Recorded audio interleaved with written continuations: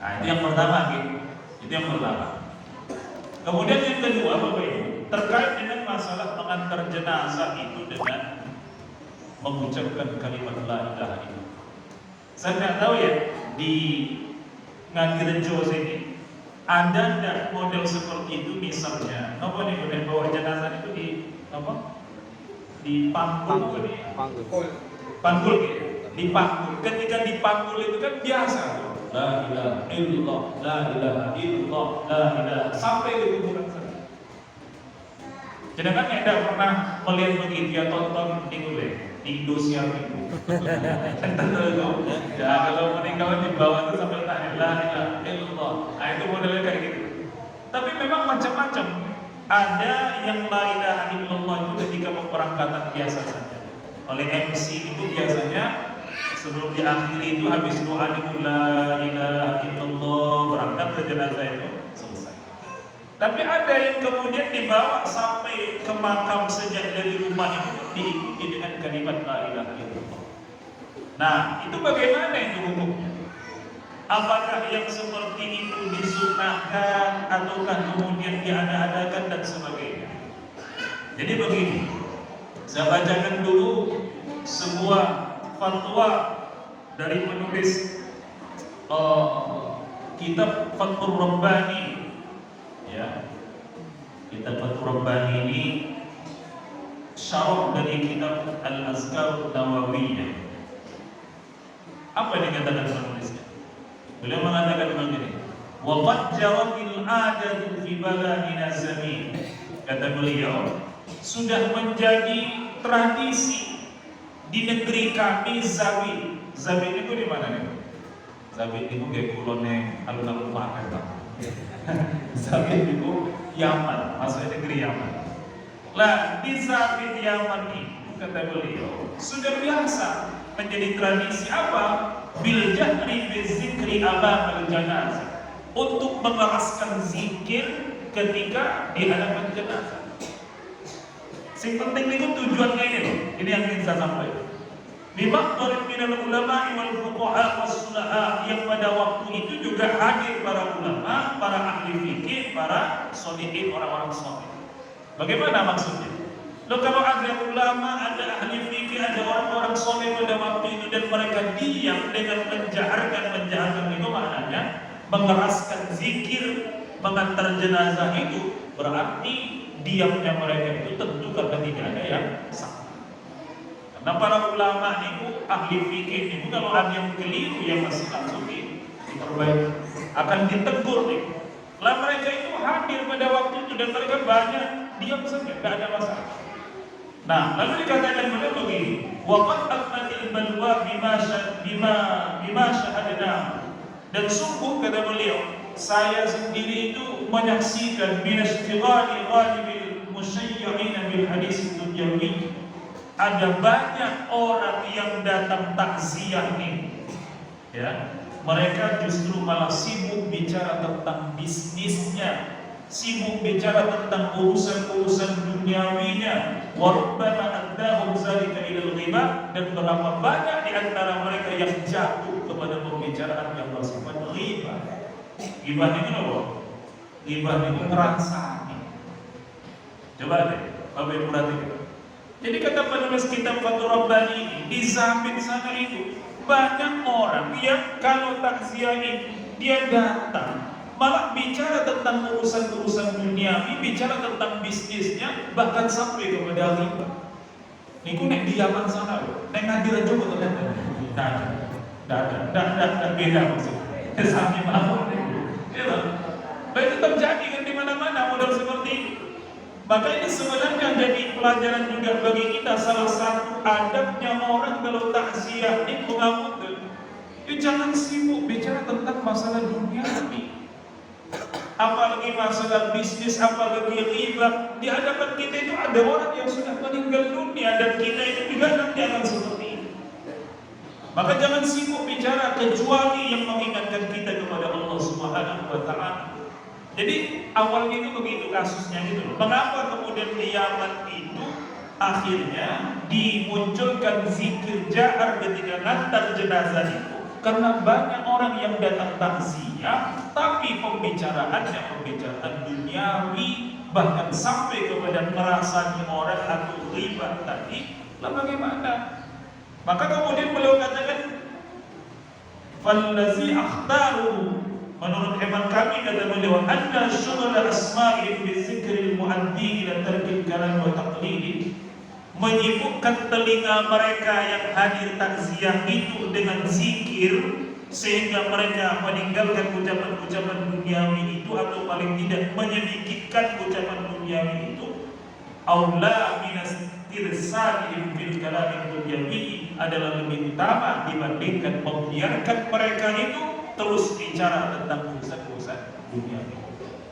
Jadi maksudnya itu begini, membiarkan orang ketika takziah itu bicara terus tentang urusan duniawi, itu masuk kategori jelek.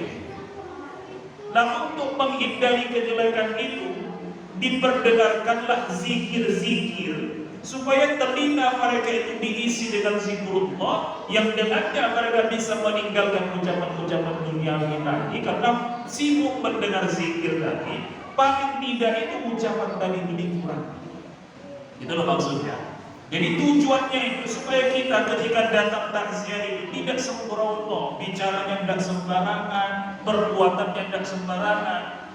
Itu juga sebabnya menjadi dalil bagi kita. Mengapa kalau misalnya di tanah Jawa ini misalnya banyak kan kita lihat kalau ada yang meninggal dunia biasanya distelkan apa nih? Qiraah. Gitu. Paham kan itu qiraah bacaan Quran itu boleh? Ada yang murattal, ada yang qiraah. Itu ya ada yang mengatakan tidak boleh. Jangan dikira semua orang mengatakan boleh, itu tidak. Ada yang mengatakan tidak boleh. Mengapa? Quran dibacakan, kok tidak ada yang berwakil. Alasannya itu begini. Padahal Quran itu kalau dibacakan seyogianya apa? Didengarkan dengan baik supaya kita mendapatkan rahmat dari Allah Subhanahu wa taala. Wa idza quri'al Qur'an fastami'u lahu wa ansitu la'allakum turhamun. Kalau dibacakan Quran, diamlah, simaklah, kamu akan mendapatkan rahmat dari Allah hanya dengan mendengarkan Quran. Lah alasannya apa? Tidak boleh tadi. Ya banyak yang tidak mendengar. Tapi sebenarnya apakah benar bahwa mereka itu tidak mendengarkan? Ya mendengarkan.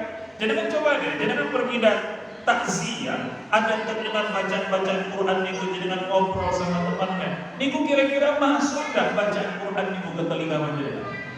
Ya masuk kan? Ya mesti terdengar kan? Artinya apa?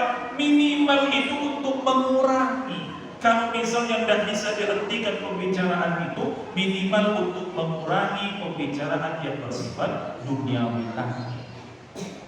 Itu kata beliau penulis kitab Tuhfatul Rabbani ini, itu bagus untuk menyesuaikan dengan kaidah Islam itu. Salah satunya apa? Kalau kita punya dua, kita berada di dalam dua keadaan yang sama buruknya.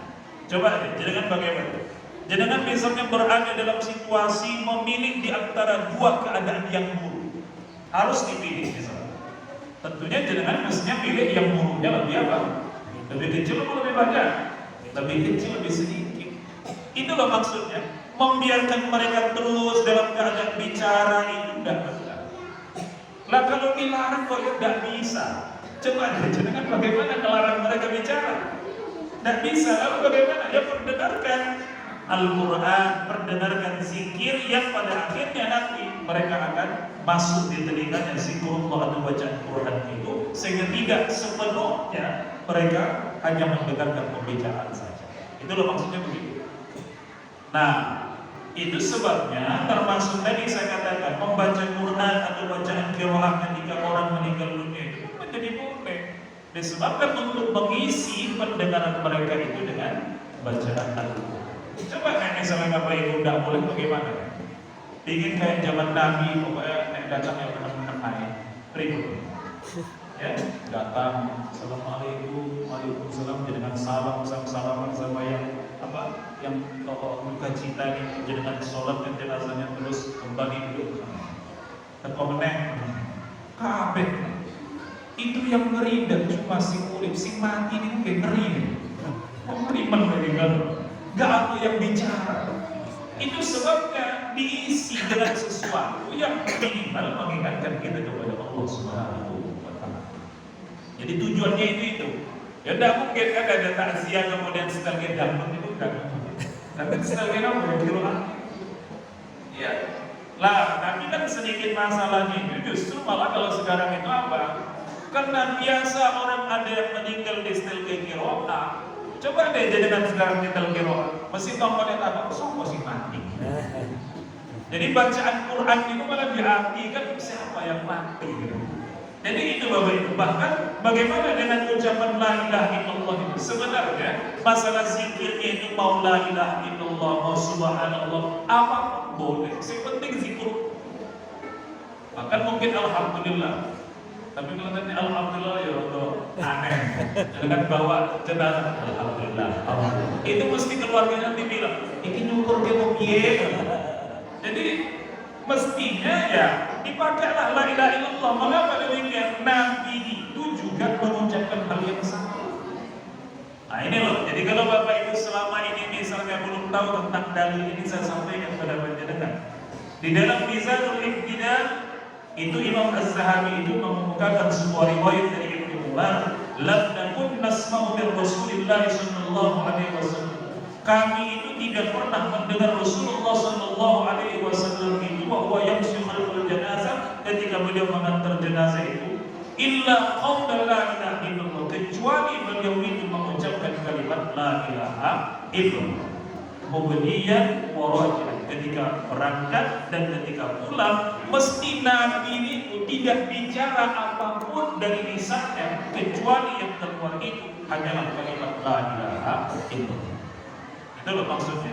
Jadi Nabi itu memang gak bicara kalau mengantarkan jenazah itu gak sibuk bicara. Apa yang beliau katakan? Kalimat tadi la ilaha illallah, la ilaha illallah. Itu loh. Makanya kalau sekarang misalnya ada yang meninggalkan, ya mungkin bisa jadi karena tidak tahu dalilnya, atau bisa jadi ada yang mengamalkan tapi tidak paham dalilnya. Maka saya ingin katakan gini, seandainya panjenengan tidak mengamalkannya pun berarti panjenengan sekarang tahu dalil orang yang mengamalkan itu, sehingga jangan sampai menyalah-nyalahkan mereka. Dan jenengan sudah mengamalkannya pun jenengan semakin mantap karena ada dalilnya. Dan juga jangan nyalahkan mereka yang tidak mengamalkan. Artinya itu yang ingin saya katakan, supaya dalam perbedaan yang semacam ini kita tidak mengaku sebagai yang paling benar, karena kita harus tahu dalil dari setiap amalan. Maksudnya begitu. Dan sekarang itu tadi, mengapa kok la ilaha illallah? Karena kan jenengan sudah mungkin tahu. Kata Nabi, oh barang siapa yang akhir kalimat kehidupannya di dunia ini dengan la ilaha illallah, masuk surga. Ya. Maqala akhir kama kalamihi, barang siapa yang ucapan dari akhir kalimatnya itu dengan la ilaha illallah, dakhala jannah, dia masuk surga. Masuk surga. Bahkan lakinu mautakum, ajarkan orang yang akan meninggal dunia di antara kalian itu dengan kalimat la ilaha illallah. Jadi itu maksudnya mengapa kemudian la ilaha illallah itu dipakai ketika ngantarkan jenazah? Karena kalimat itu bagian yang menyebabkan orang itu bisa masuk ke dalam surga.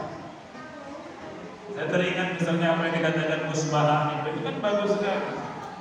Orang Islam itu sudah megang kunci swarga, kok miftahul jannah itu apa? La ilaha illallah. Kok takut loh meninggal dunia 10 kali itu? Karena kalau dibandingkan, maaf ya, dengan saudara kita yang non muslim itu kan mereka kalau udah meninggal dunia telah berpulang ke rumah bapak. Enak banget tuh pulang ke rumah bapak. Itu ke mana gitu. Nah itu sebabnya dengan memegang kunci tahlil dari la ilaha illallah itu ya sudah aman jenengan. Nomor boleh panjenengan ketika akan hembusan nafas terakhir itu ucapannya la ilaha illallah. Itu loh Bapak Ibu. Jadi itu yang menjadi landasan. Oke, itu yang kedua. Satu